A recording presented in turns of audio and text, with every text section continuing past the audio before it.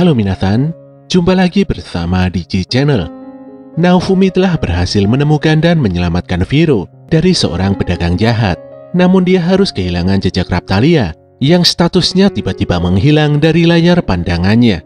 Sebelum lanjut, buat kalian yang baru saja menemukan channel ini, silahkan untuk subscribe dulu ya. Dan jangan lupa untuk menyalakan notifikasinya, agar kami semakin semangat untuk menghadirkan konten-konten menarik buat kalian. Oke, langsung saja.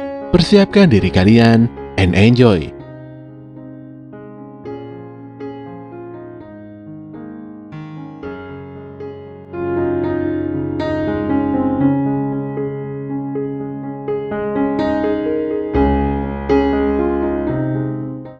Raptalia terlihat masih digelandang oleh seorang prajurit menuju sebuah kastil besar yang ternyata adalah rumah penjara. Keadaan ini pun mengingatkannya tentang kenangan buruk di masa lalu, di mana saat itu dia diculik dan disiksa bersama sahabat baiknya.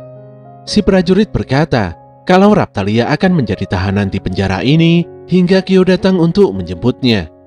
Walaupun sedih, Raptalia telah bertekad untuk tetap hidup hingga dia bisa bertemu kembali dengan Naofumi. Ketika sudah dijebloskan ke dalam penjara, Raptalia langsung kehilangan banyak kekuatannya ketika dia menyentuh kayu penghalang penjara. Saat itulah, ada seorang lelaki di belakangnya yang mengatakan kalau usahanya percuma saja. Semakin ingin menggunakan semua kekuatan di penjara ini, maka yang ada kekuatan tersebut malah tersedot habis. Ternyata lelaki ini adalah Lark dan rekan-rekannya, yaitu Glass dan Teresi. Mereka bertiga sama-sama terikat dan benar-benar nampak tidak berdaya. Kondisi yang sangat kebetulan ini membuat Lark dan yang lainnya kebingungan, apalagi setelah mengetahui kalau bocah di depannya adalah Raptalia.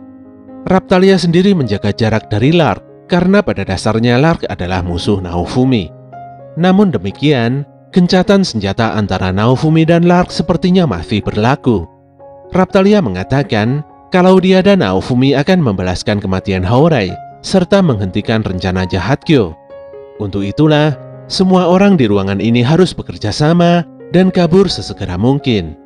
Setelah memahami situasi yang terjadi, Glass mengucapkan terima kasih pada Naofumi dan partinya yang telah menyelamatkan Kizuna dari labirin tidak terbatas. Dia pun berjanji untuk mengantarkan Raptalia pada Naofumi. Lark mengungkapkan kalau tempat ini merupakan penjara degradasi, di mana penjara ini memiliki sihir yang bisa menyerap kekuatan para tahanannya. Prajurit penjaga penjara ini juga diberikan kekuatan tambahan dari jimat khusus yang menempel di dadanya. Untuk tahanan manusia spirit seperti Glass, energi kehidupannya benar-benar banyak terkuras di dalam penjara ini. Kondisi ini pun memaksa mereka semua untuk tidak berlama-lama diam di penjara ini. Raptalia pun mengatakan rencananya, dan dalam sekejap mata, mereka semua bisa lolos dari penjara mengerikan ini. Dan ternyata, Raptalia bisa menggunakan sihir ilusi hingga membuat semuanya seakan-akan menghilang atau kabur dari penjara. Prajurit penjaga yang melihat tahanan tidak ada, langsung panik dan segera membuka pintu penjara. Setelah dibuka, Lark dan yang lainnya ternyata masih ada di dalam penjara dan tidak pergi kemana-mana.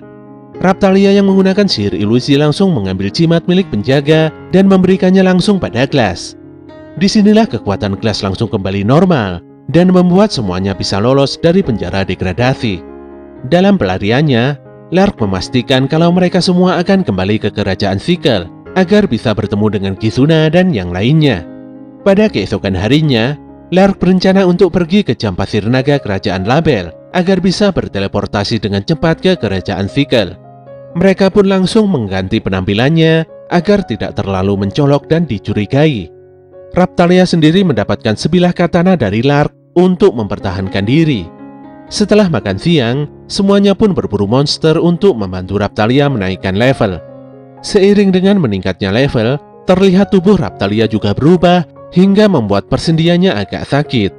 Di hari selanjutnya, Lark dan yang lainnya telah begitu dekat dengan jam pasir naga kerajaan ini. Namun di depan mereka suasana nampak begitu ramai dan mereka mendengar kabar kalau pemilik senjata fatal pedang telah diputuskan.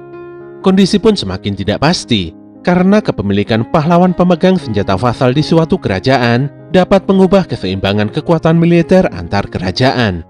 Lark pun memutuskan untuk melihat siapakah sebenarnya pahlawan pemegang senjata pedang tersebut. Saat itulah, seorang prajurit kerajaan menjelaskan kalau banyak sekali para petualang yang mencoba mencabut senjata fasal pedang ini. Sayangnya tidak ada satupun dari mereka yang berhasil melakukannya. Senjata fasal tersebut saat ini telah merespons pemilik sejatinya.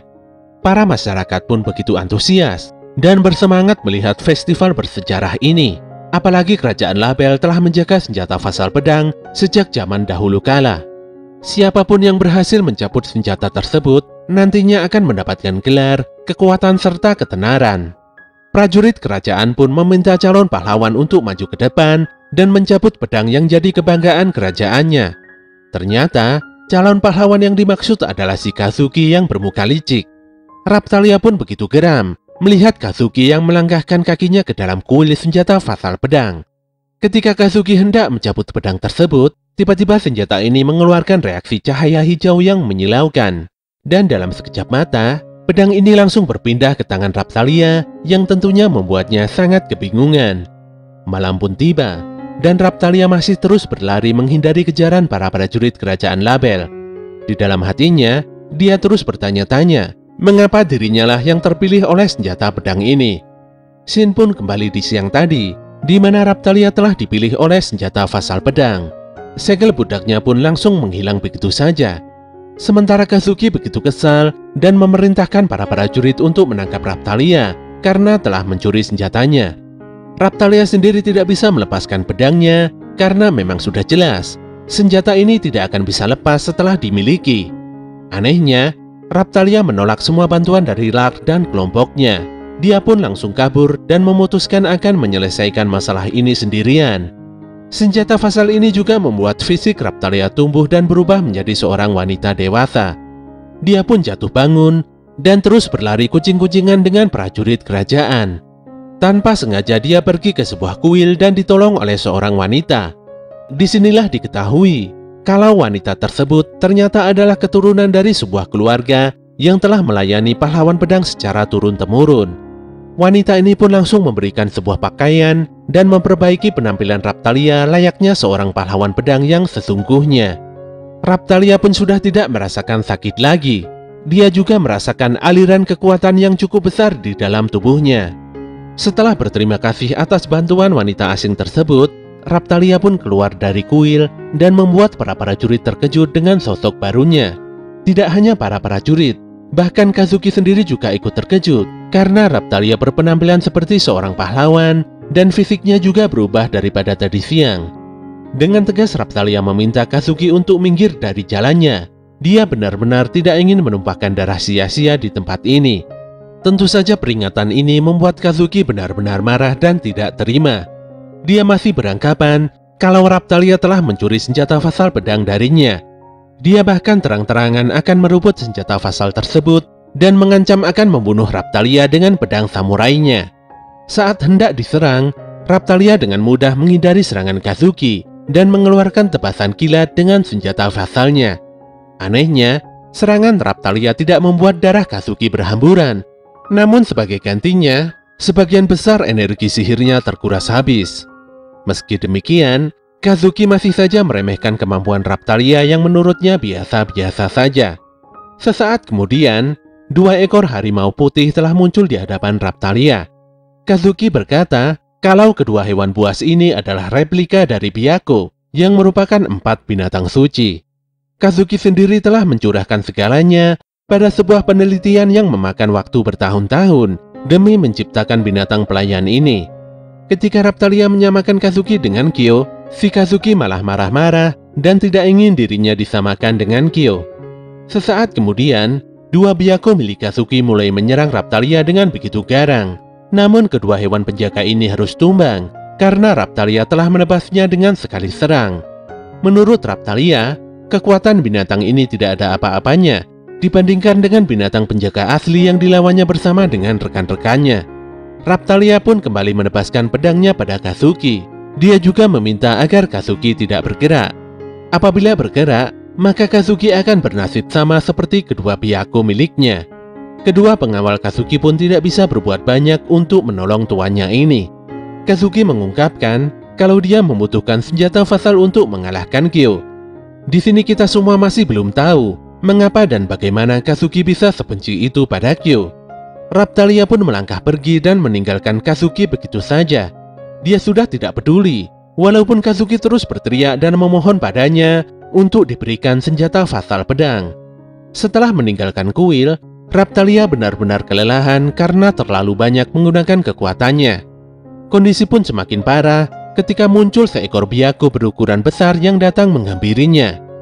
Di saat-saat terakhir, untungnya Naofumi datang dan menyelamatkannya, serta menghadang Byaku dengan perisai udara. Firo pun juga nampak menyerang Byaku, walaupun serangannya tidak begitu maksimal. Akhirnya Byaku besar ini pun mati setelah ditebas oleh pedang Kizuna. Raptalia sungguh berterima kasih pada semuanya karena telah datang untuk menyelamatkannya. Dengan hilangnya segel budak, saat ini Raptalia telah bebas sepenuhnya dari Naofumi. Sebenarnya Naofumi sudah menyadari posisinya yang bukan lagi pemilik Raptalia. Namun Raptalia malah memeluknya dan memastikan kalau dia telah kembali dan tidak akan pergi lagi dari Naofumi.